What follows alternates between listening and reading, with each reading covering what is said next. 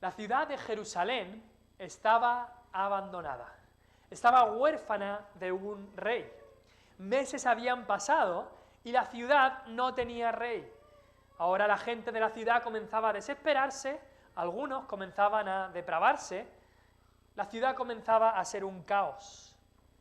Pero de repente un día se escuchan trompetas. Y eso era buena noticia o mala. Se escuchan las trompetas. Y al escuchar bien el anuncio de las trompetas, la melodía de las trompetas, se escucha de que es el anuncio de que llega un rey. ¿Quién será este rey que viene? ¿Quién será este rey? Porque nuestro rey que tanto amábamos, decía la gente, era David, pero se fue, abandonó la ciudad. Ahora está en esa ciudad de Mahanaim, ya a las afueras de Israel. Nuestro rey se ha ido. Y el rey Absalón, ese hijo rebelde de David que vino, pues, y fue a buscar y a matar a su padre. Hemos escuchado que este rey Absalón ha muerto. Nos hemos quedado sin rey. Pero ahora escuchamos la trompeta y miramos hacia el este, por ese camino del monte de los olivos, ese camino al este de Jerusalén, y se comienza a ver que viene un ejército. ¿Quiénes serán? ¿Quiénes serán? ¿Será un rey enemigo que viene a atacarnos?, decían los de Jerusalén. Se veían unos caballos venir, se veían muchos soldados, y de repente la gente ve algo que reconoce. La corona real de David. Algo que reluce, ahí estaba David viniendo, es David nuestro rey que ha vuelto, ese dulce pastor de Israel, ese capitán que nos libró de Goliat, que había vencido al gigante. Nuestro rey David ha vencido y vuelve a la ciudad. Así que las puertas se abren, los niños comienzan a cantar, las mujeres tiran flores desde los balcones quizás, los ciudadanos se arrodillan ante el rey. Hosana al rey. Hosana al Rey, bendito el Rey que viene en el nombre del Señor, paz en el cielo y gloria en las alturas. Esa fue una frase que se dijo después, pero también quizás se puede aplicar aquí. Así que David, después de que su ejército ganase, vemos en estos 3 capítulos, después de haber ganado la victoria y que Absalón muriese, David vuelve victorioso a Jerusalén. Eso es lo que vemos en estos capítulos, el retorno del rey. Hoy es Domingo de Ramos. Hoy es domingo que mucha gente pues celebra la entrada triunfal de Cristo a Jerusalén, pero no estamos de acuerdo, por supuesto, con toda la idolatría, los ritos, tradiciones y procesiones que se hacen en nuestro país, porque no van acorde a la palabra de Dios, pero sí que podemos recordar lo que ocurrió hace unos 2000 años, la entrada triunfal de nuestro Señor Jesucristo a Jerusalén. Esa misma semana, después de aquella entrada triunfal, Cristo fue juzgado falsamente y crucificado. Y habiendo avisado a sus discípulos de que se iba a ir, de que iba a morir, de su partida, les dijo, pero vendré otra vez. Juan 14, 18, Cristo dijo, no os dejaré huérfanos, vendré a vosotros. Y esa entrada triunfal de ese domingo de Ramos era un anticipo de otra entrada triunfal que Cristo hará, porque Cristo va a venir otra vez. Esa es una realidad ineludible. Cristo viene, Él va a volver para reinar para siempre. En Hechos 1, versículo 11, cuando los discípulos vieron a Cristo ascender al cielo, los ángeles vinieron y les dijeron, este mismo Jesús que ha sido tomado de vosotros al cielo, así vendrá, como le habéis visto ir al cielo. Y el apóstol Pablo en 1 Tesalonicenses nos dice que el Señor mismo, con voz de mando, con voz de arcángel y con trompeta de Dios, descenderá del cielo, y los muertos en Cristo resucitarán primero, luego nosotros los que vivimos, los que hayamos quedado, seremos arrebatados juntamente con ellos en las nubes, para recibir al Señor en el aire, y así estaremos para siempre con el Señor. La venida de Cristo se acerca. Un día pronto, Cristo va a volver a la tierra. Sí, el mismo Cristo que ahora celebramos que entró triunfalmente a Jerusalén, el mismo Cristo que murió en la cruz 5 o 4 días después, el mismo Cristo que resucitó y ascendió al cielo, va a venir otra vez a este mundo. Y va a venir para sentarse en el trono. Ahora, lo que tú y yo tenemos que pensar es, ¿Estás preparado para recibirle? Cristo va a venir otra vez, de eso no hay ninguna duda. ¿Estás preparado para recibirle? ¿O vendrá para juzgarte? Cristo viene otra vez. Hoy vamos a hablar, el tema de hoy de la predicación es el retorno del Rey. El retorno del Rey. Y por supuesto muchas historias verdaderas de la historia o ficticias se han escrito sobre reyes que vuelven a sus reinos, reyes que vuelven a sus ciudades para reinar. Aquí tenemos una historia real, hemos estudiado hoy, la de David, vamos a estudiarla, David volviendo a su ciudad para reinar. Pero ninguna de estas historias ni le llega a la suela del zapato, a la historia de ese retorno del Rey que un día ocurrirá en este mundo. Una historia que aún está por ocurrir, de que Cristo, el Rey de Reyes, viene otra vez. Viene otra vez. Hoy queremos ver eso. Vamos a ver en primer lugar, el Rey obtiene la victoria. En segundo lugar, veremos que el Rey vuelve a su ciudad. Y en tercer lugar, veremos que el Rey juzga a los enemigos. El Rey obtiene la victoria, el Rey vuelve a su ciudad y el Rey juzga a los enemigos. En primer lugar, queremos ver esta realidad que encontramos aquí, en la vida de David, pero también la encontramos en la vida de Cristo, de que el Rey obtiene la victoria. Ahora tenemos que pensar un poco cómo dejamos a David la semana pasada. Dejamos a David, el rey, habiendo abandonado Jerusalén y habiendo llegado a una ciudad llamada Mahanaim. Había ido por el Monte de los Olivos llorando por su hijo, llorando por la situación, y había llegado a una ciudad donde se había refugiado. Y seguramente David esperaba que Absalón le permitiera vivir como exiliado en Mahanaim, que no tuvieran que llegar a las armas. David estaba intentando evitar por todos los medios el conflicto. De cierta manera creo que en el corazón de David estaría diciendo: mira, Absalón, te he dado el reino, me he ido de Jerusalén, te he dado el trono, te he dado el palacio, lo tienes todo ya. Me he ido incluso para no interferir. Pero Absalón quería más que eso. Absalón no solo quería el trono de su padre, el palacio de su padre, quería matar a su propio padre. Así que el conflicto era inevitable. En Israel estaba a punto de empezar una pequeña guerra civil. Así que los partidarios de Absalón vienen hasta esta ciudad Mahanaim a luchar contra David. Y David también prepara esta victoria. Porque tenemos que ver que esta victoria fue una victoria con preparación. Vemos eso en el 18 del 1 al 8. David prepara el ejército. Separa su ejército en tres bandos: Abisai y Joab, que eran estos generales de toda la vida, duros y crueles, pero eficientes. Y también le da otro bando a Itai, este desterrado de los filisteos, que vino a Israel a conocer a David, pero más que nada a conocer al Dios de David. Le da otro ejército a él, los separa en tres. Ahora, en esta preparación, David no dudaba de la victoria.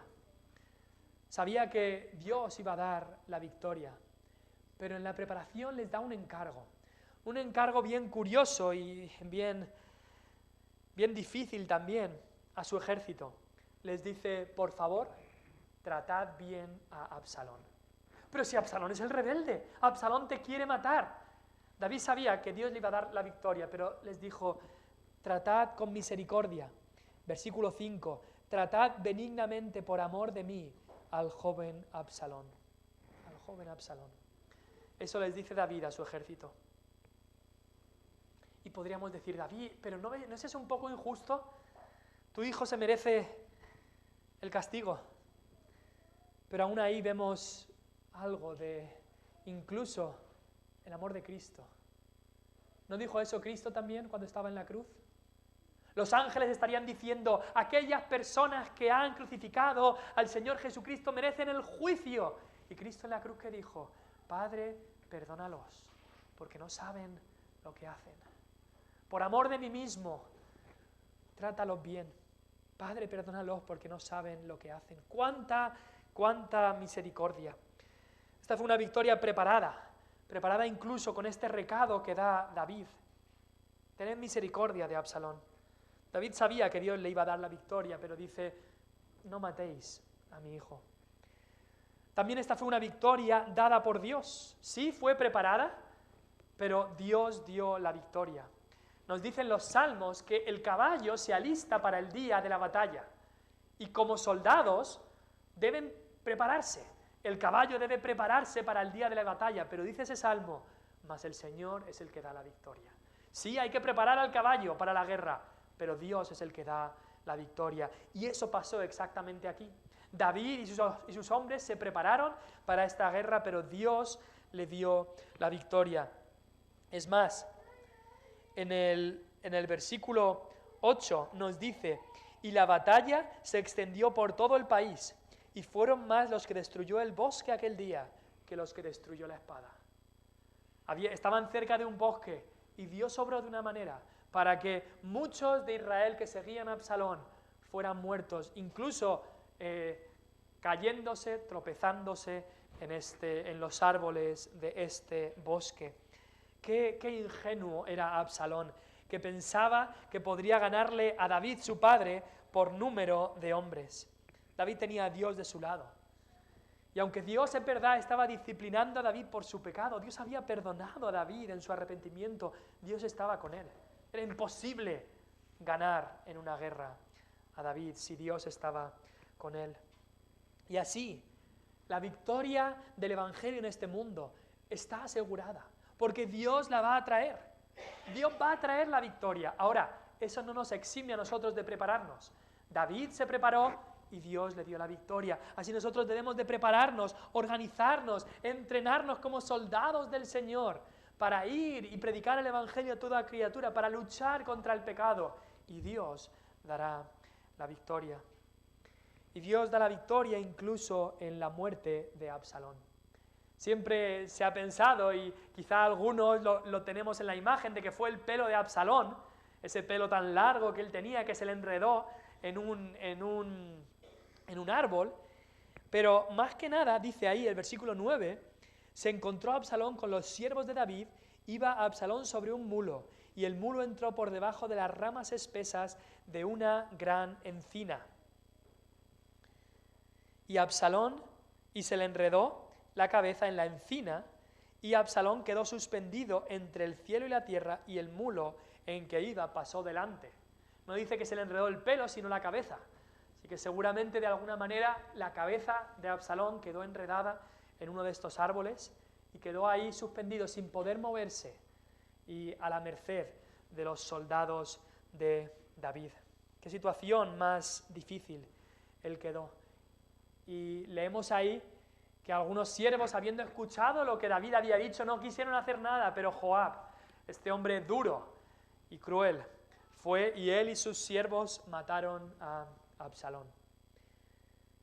Ahora, esta victoria que había sido preparada, esta victoria que Dios había dado, se transformó también en una victoria con sabor a derrota. Porque vemos el lamento de un padre, David, que estaba destrozado. Versículos 19 al 32. Vemos que las noticias llegan a David. Hay un hombre que quiere dar la noticia rápido, pero luego le da miedo decir la noticia de la muerte de Absalón y no la dice. Y luego un etíope viene y le dice la noticia que David estaba temiendo, que su hijo había muerto, su hijo Absalón. Ahora, nos podríamos preguntar por qué llora David, porque en ese versículo 33 David dice, hijo mío, Absalón, ¿quién me diera que muriera yo en lugar de ti, Absalón, hijo mío? Y nos preguntamos, ¿por qué llora David? ¿Es que llora porque en realidad no le importan sus soldados? ¿Llora porque le hubiera gustado más ver a todos sus soldados muertos que a Absalón muerto? ¿Llora porque es que era tan complaciente que le daba igual el pecado de Absalón y solo quería verlo y tenerlo con él? No. Creo personalmente y firmemente que David aquí está llorando por el alma de Absalón. David aquí está llorando porque sabe dónde ha ido Absalón. Algo muy curioso, piensa en los últimos capítulos que hemos visto de la vida de David. Han muerto 3 hijos de David en estos capítulos. Un bebé por su pecado con Betsabé, Amnón, que fue matado por Absalón y ahora muere Absalón. 3 hijos han muerto. Pero con el bebé que murió por el pecado con Betsabé, David lloró cuando el bebé estaba enfermo. Pero en el momento en que murió, David deja de llorar, porque dice, yo voy a ir a él. David sabía dónde había ido este bebé. Había ido a la gloria. Pero con Amnón y Absalón es todo lo contrario, y más incluso con Absalón. David llora más que nunca. Llora después que Absalón haya muerto, porque sabía a dónde había ido Absalón. Sabía que ya no había esperanza. Dios ha dicho que está establecido para los hombres que mueran una sola vez, y después de esto el juicio. No hay un purgatorio, no hay una segunda oportunidad después de morir. Aquí en esta tierra es donde se decidirá el destino de tu alma. Y David sabía que tanto Amnón, ese hijo depravado, como Absalón, ese hijo rebelde, habían vivido una vida de pecado y un día tendrían que enfrentar la condenación. Así que por eso David llora. No lloró cuando su bebé ya había muerto, porque sabía que su bebé estaba en la gloria y que un día lo vería, pero sí que llora por estos hijos rebeldes que sabía a dónde habían ido. David podía decir, hijo mío, en el versículo 33 es lo único que podía decir. Estos hijos eran ya adultos, habían desechado a Dios y su condenación estaba clara. Cristo, cuando vino a este mundo, también lloró. Incluso nos dice que cuando vio la ciudad de Jerusalén, lloró sobre ella. ¿Por qué lloró? Pero si la gran mayoría de Jerusalén eran pecadores que le iban a rechazar. Pero es que Dios no se deleita en la muerte del impío. Dios no se deleita en la muerte del impío, sino en el que el impío viva y se arrepienta y venga a Él. David lloraba por su hijo y por el alma de su hijo. Me pregunto, ¿lloramos así por nuestros hijos? Me pregunto, ¿tenemos ese deseo no de que mi hijo tenga carrera, de que mi hijo gane dinero, de que mi hijo haga tal, de que mi hijo me dé nietos, de que mi hijo me haga... Tengo el deseo más que nada, por encima de todas las otras cosas, de que mi hijo sea salvo. Por encima de todo. No me importa si lo que sea, pero que conozca al Señor. Eso es lo más importante. David obtuvo la victoria, pero esta victoria al final fue una victoria con sabor a derrota. Pero Cristo el Rey de Reyes, el Hijo de David, ha ganado la victoria sobre el pecado. La victoria fue ganada en la cruz del Calvario. Allí Satanás, la serpiente antigua, fue herida en la cabeza, como Absalón, que también fue herido en la cabeza. Allí fue destrozado y allí la victoria fue asegurada para cada uno de los hijos de Dios. Si vienes a Cristo, tienes la victoria, no en ti mismo que te la ganas, sino en Él que te la da por su gracia. Si vienes a Él y le recibes, Él ha obtenido la victoria. Y Él va a volver. Cristo va a volver otra vez. El retorno del Rey está asegurado y será un retorno victorioso. En segundo lugar, queremos ver hoy que el Rey vuelve a su ciudad.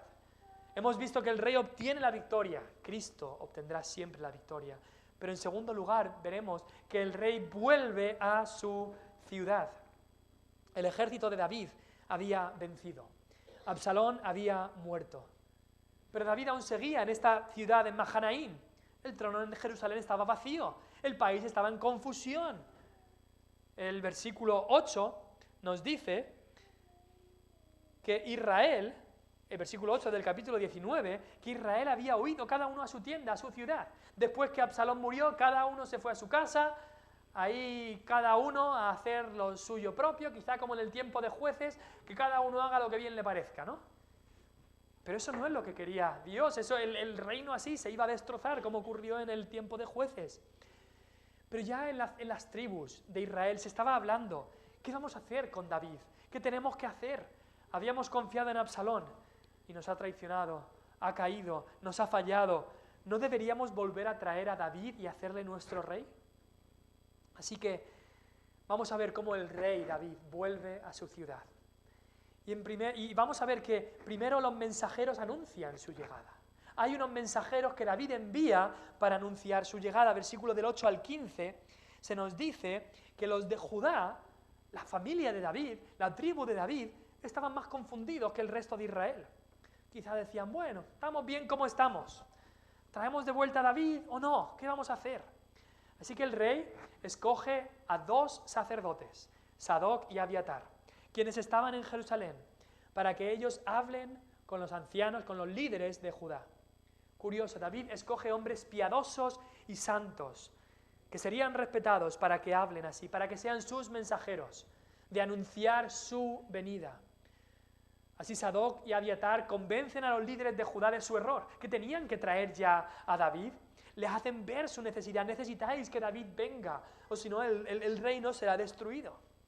Tú y yo hemos sido llamados, hemos sido escogidos, si conoces a Cristo, para ser mensajero del rey. Y como mensajero tenemos que anunciar la venida del rey que viene. También nuestra vida debe ser una vida santa, una vida que tan solo nuestra vida ya anuncie que hay un rey en nuestra vida, un rey que reina, un señor que señorea en nuestra vida. Necesitamos ir y avisar a la gente que nos rodea de su necesidad de someterse ya a Cristo, de aceptar los términos de paz, de predicar el Evangelio. Eso es. El Evangelio es un rey que viene y que pone unos términos de paz. Eso es la fe y el arrepentimiento. Y nosotros como mensajeros reales debemos anunciar esos términos de paz al mundo que nos rodea. O si no, un día ese rey vendrá a juzgarles. Incluso se nos dice aquí, versículo 14, que David inclina su corazón, el corazón de los de Judá, hacia él, diciéndoles que a partir de ahora Amasa, que había sido el general de Absalón, será el capitán de David en lugar de Joab. Así inclina el corazón de los de Judá, que le mandan un mensaje a David y le dice: ven, vuelve David, ven a reinar otra vez. ¿Y no hace eso mismo nuestro Señor? Pensando en este texto, ¿no hace eso mismo nuestro Señor? Nuestro corazón no quería recibir al Señor. Nuestro corazón quería que nosotros fuésemos nuestros propios señores y reyes. Pero Dios en su misericordia inclinó nuestro corazón hacia Él. Dios en su misericordia inclinó nuestro corazón para que abriésemos la puerta de nuestra vida, para que el Rey viniese y entrase. Es todo de la misericordia de Dios. Todo de la misericordia de Dios. Le dirás hoy al Señor: ven a mi vida, ven al trono de mi vida y reina en mi vida, Señor Jesús y Salvador. Así que vemos cómo estos mensajeros anunciaron la vuelta del rey, la llegada del rey. Y vemos ahora dos personas que reciben al rey. En el versículo 24 al 30 leemos de Mefiboset. ¿Os acordáis de quién era este hombre? Este hombre cojo, hijo de Jonatán. Mefiboset, este humilde hijo adoptivo de David, le recibe. Igual que cuando David se fue de Jerusalén, tuvo algunos encuentros mientras se iba, eso lo vimos la semana pasada, también cuando vuelve a Jerusalén tiene algunos encuentros. Hay gente que viene a recibirlo. Uno de ellos es Mefiboset, aquel a quien David había mostrado misericordia, aquel que no merecía nada, merecía juicio, pero David le mostró misericordia y no solamente eso, lo hizo sentar a su mesa, con los mismos derechos que un hijo suyo. Aquel Mefiboset viene a recibir a David. Y el narrador de este texto, el Espíritu Santo, por supuesto, pero con el narrador que escribió esto, nos dice que Mefiboset había estado de luto todo el tiempo.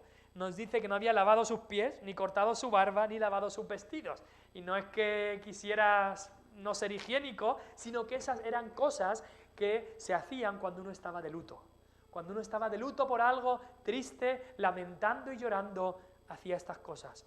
No se cortaba la barba ni se lavaba para demostrar el luto en el que estaba. Mefiboset lloraba y lamentaba que el rey no estuviera presente en la ciudad. Cuanto más nosotros. Cuando perdemos esa conciencia de la presencia de Dios en nuestra vida, cuando no vemos a Dios en nuestra vida, cuando vemos que las cosas se tornan negras y las nubes tapan al sol y las dificultades nos tapan el rostro de Cristo, ¿cuánto más deberíamos estar lamentando nosotros? Eso hizo Mefiboset. Pero Mefiboset también había sido difamado, calumniado. Tenía un criado que se llamaba Siba Y este hombre le había hablado muy mal a David de Mefiboset. Le había dicho, es que Mefiboset se ha quedado en Jerusalén para ver si le devuelven el reino de su padre, para aprovechar la oportunidad para ser rey. Y eso era mentira. Mefiboset no había ido con David porque era cojo y no podía andar ni correr.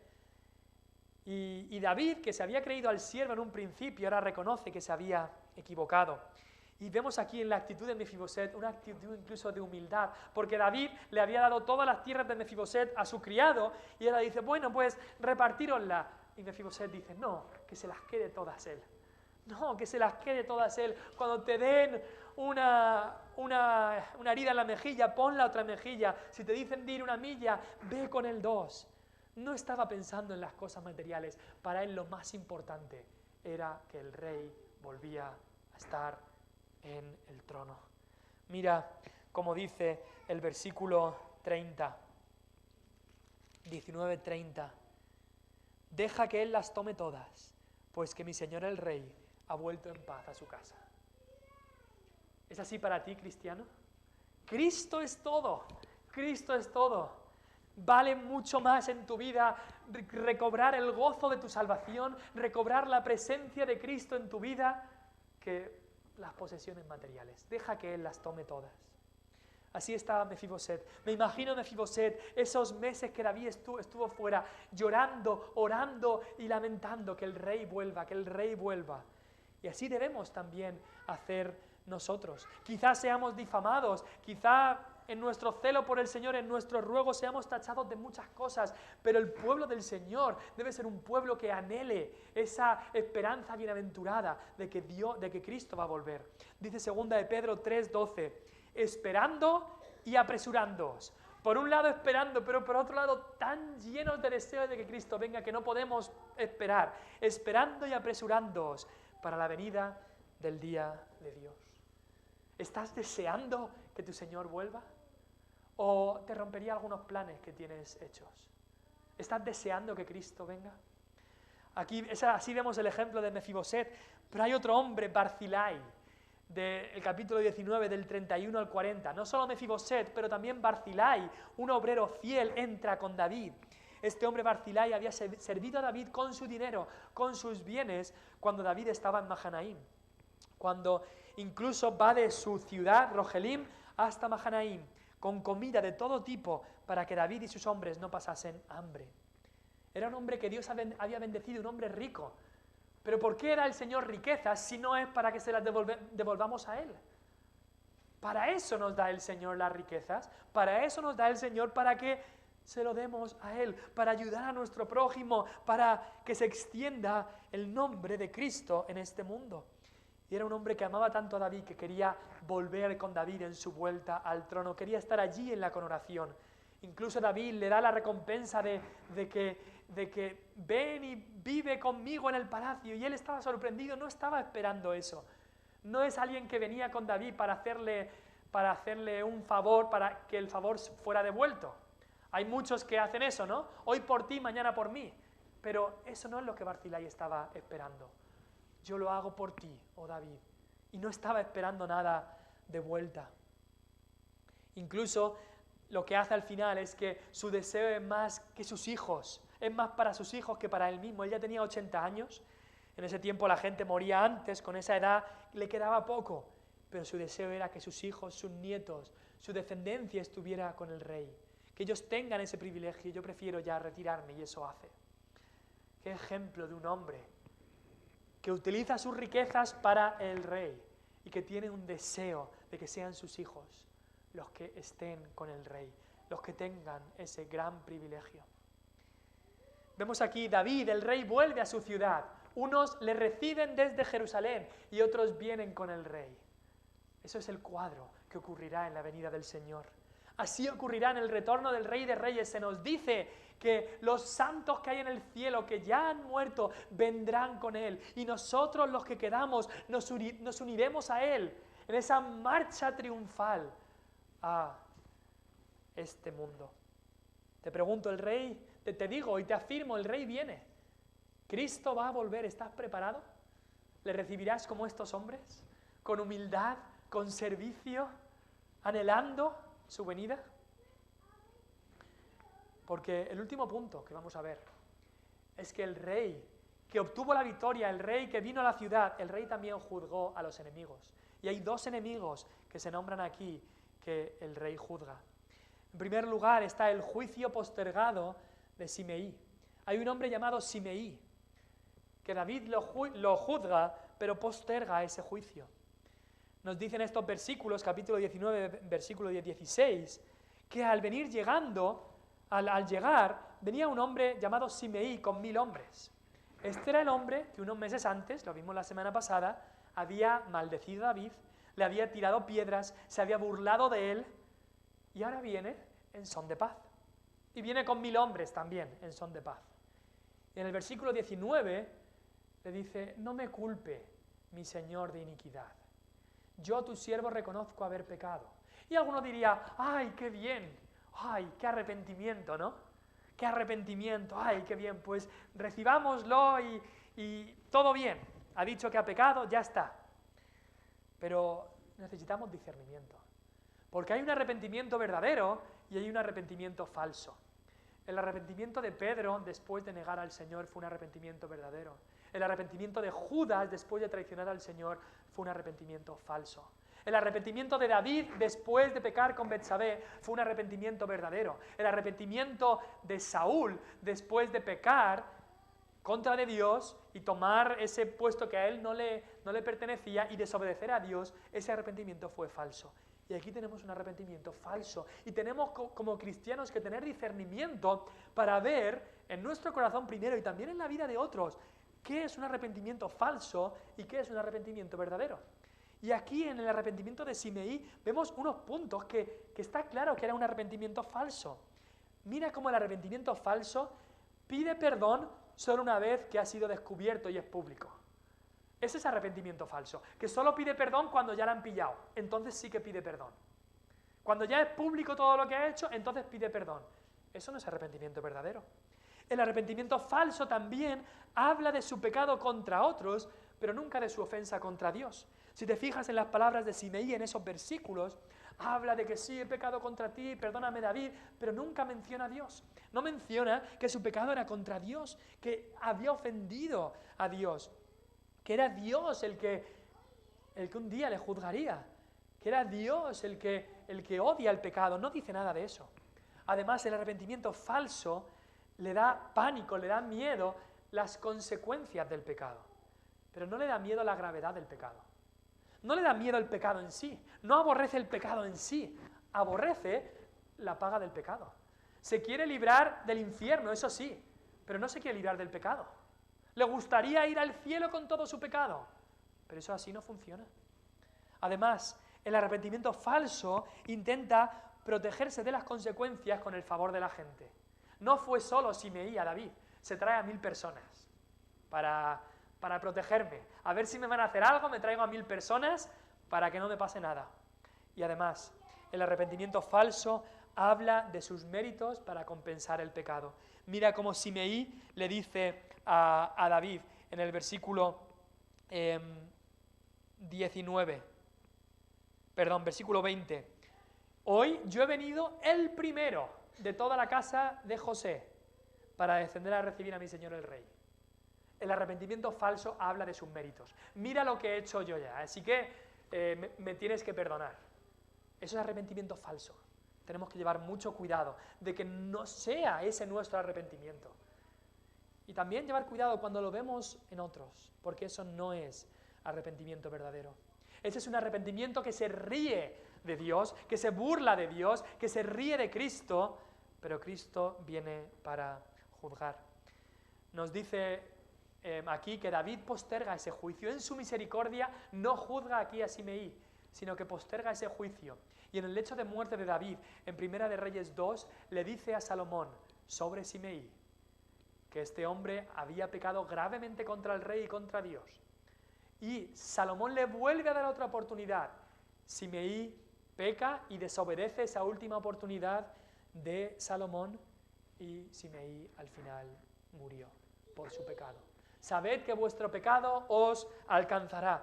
David y Salomón le dieron una tras otra oportunidad a este hombre, pero por encabezonarse en su pecado una y otra vez, al final fue juzgado. Un juicio postergado por un tiempo. Y quizá tú dices, me puedo salir con la mía, me puedo reír del Señor, no hay nadie que me juzgue, me voy a salir con la mía.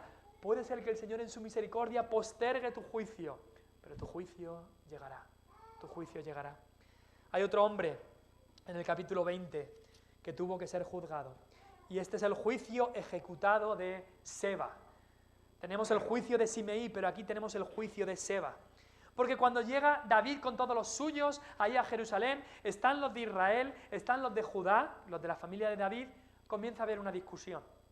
Y los de Judá, los de la familia de David, empiezan a tener una discusión con los de Israel. Y la discusión era sobre quién debían de traer al rey de vuelta. Unos dicen, a nosotros se nos ocurrió la idea antes. Y los otros dicen, no, pero nosotros somos la familia del rey. Y empiezan a discutir. Y en medio de esa discusión, un hombre malvado llamado Seba, en el versículo 1 del capítulo 20, dice unas palabras de gran rebeldía. Dice, primero toca la trompeta para anunciarse a sí mismo. Aquí estoy yo. No tenemos nosotros parte en David, ni heredad con el hijo de Isaí. Cada uno a su tienda, Israel. Que David se apañe por sí mismo. Vámonos todos cada uno a lo suyo, que cada uno haga lo que bien le parezca. ¿Y qué daño pueden hacer unas palabras de rebeldía en el momento más inoportuno? Otra vez alguien de Benjamín. Simeí también era de Benjamín. Alguien de la tribu de Benjamín suelta unas palabras que incitan a rebelarse. Es como que suelte una bomba de relojería y la deja ahí. Y muchos la toman y nos dice que tanto llegó así, versículo 2, que todos los hombres de Israel, menos la tribu de Judá, todos abandonaron a David, siguiendo a Seba, hijo de Bicri. ¡Wow! Eso es el daño que pueden hacer unas palabras de rebeldía dichas en el momento más inoportuno. Incluso la mayoría de esta gente no tenía nada en contra de David. Habían venido desde sus ciudades para coronarle rey. Pero hay una discusión, hay unas palabras violentas y abandonan a David. Les habían dicho, nos dice el último versículo del capítulo 19, que los hombres de Judá dijeron palabras violentas. Y este hombre Seba les incita a abandonar y se van. Claramente este hombre Seba era un hombre perverso, como nos dice ahí el versículo 1.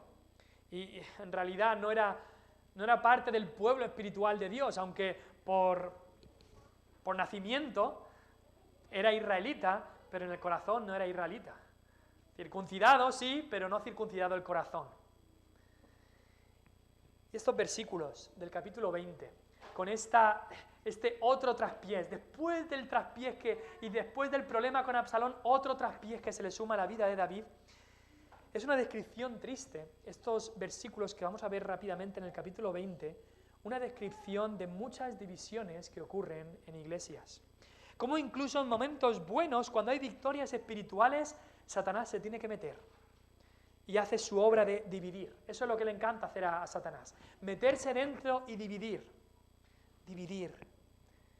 Y a través de hombres como este hombre Seba, Satanás muchas veces divide. Con peleas y divisiones en la iglesia, gente que dice, yo trabajo en la iglesia más que tú. Gente que dice, pues yo llevo más años que tú. Gente que quizá le preguntas, ¿pero por qué has dejado la iglesia? Dicen, no, yo no tenía nada en contra. No, es una iglesia que se predica la Biblia fielmente. La mayoría de los hermanos tenían mucho amor. Pero hubo un hermano que me habló muy duro, palabras muy violentas, y entonces este otro hermano tan santo, alguien como Seba, hijo de Bicri, me dijo que mejor me iba, que yo no tenía que tener parte en un sitio así.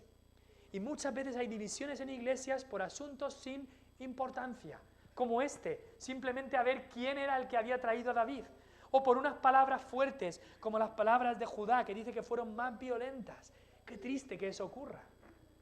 Cuidado que no lleguemos a ser como este hombre, Seba, hijo de Bicri, que fue divisor, que fue alguien que dividió a Israel.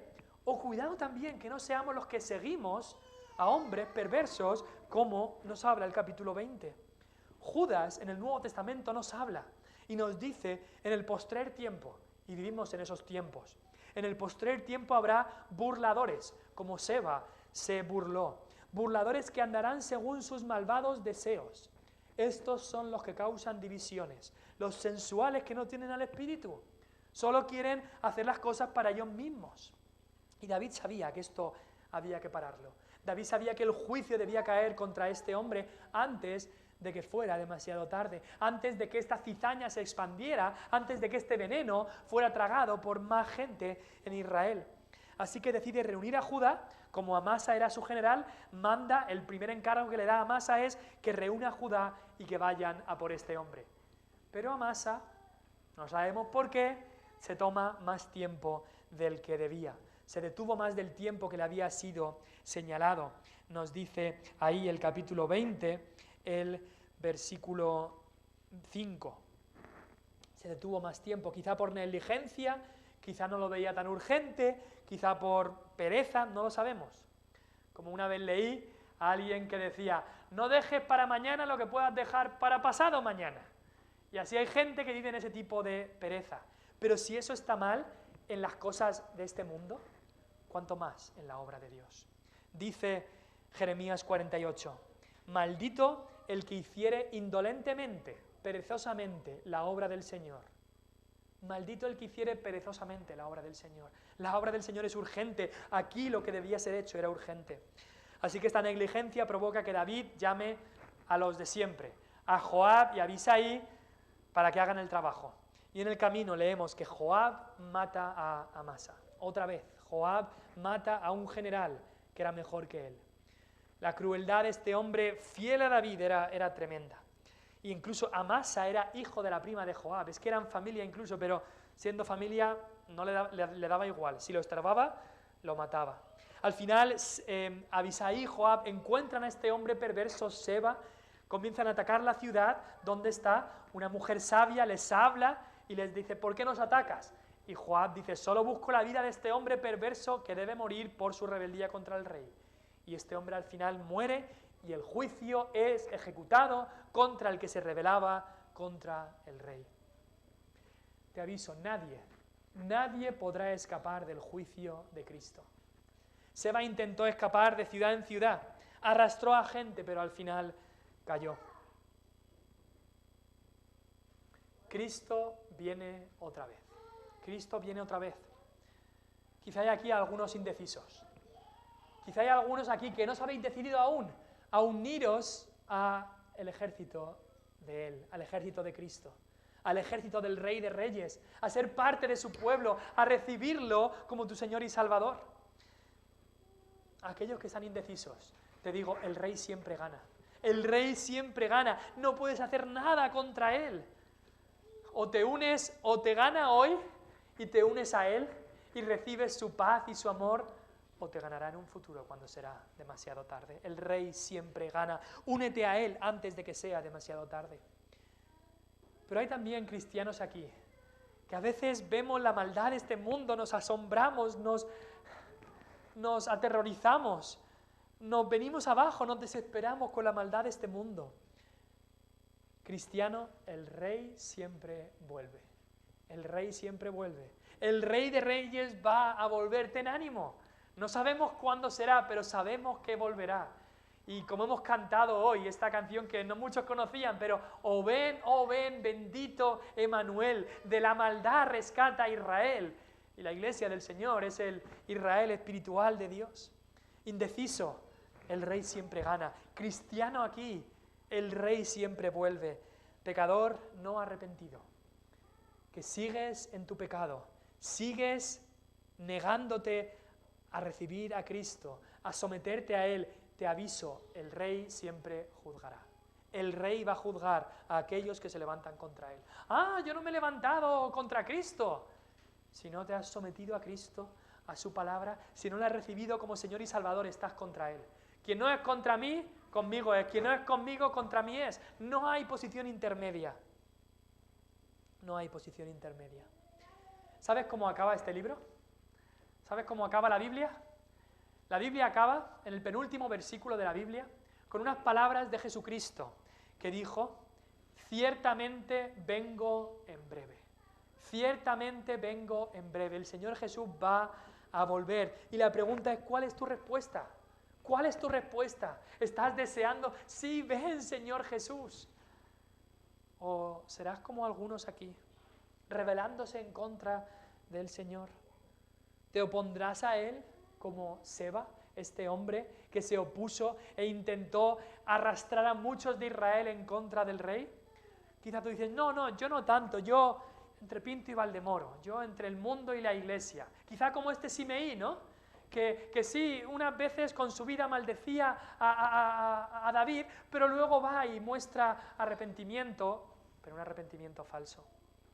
O seas como Mefiboset, anhelando la llegada del rey, llorando hasta que el rey viniera, Barzilai, que le servía con todo su corazón, o como el mismo Juan, el apóstol amado, acaba las palabras de la Biblia que dice, cuando Cristo dice, ciertamente vengo en breve, Juan dice, amén, sí, ven, Señor Jesús. ¿Es ese tu deseo? Espero que así lo sea. Y si no, asegúrate hoy mismo que tu alma está segura en los brazos de Jesús. Si no lo has recibido a Cristo como tu Señor y Salvador, es algo que puedes hacer hoy mismo. No hay que hacer peregrinaje, ni procesiones, ni ritos, ni nada así. Es simplemente venir a Cristo y decirle, Señor, te recibo como mi Salvador. Y Cristo ha prometido que el que a mí viene, yo no le echo fuera. Te recibirá y serás salvo de tus pecados por la sangre que Él derramó en la cruz. Vamos a orar.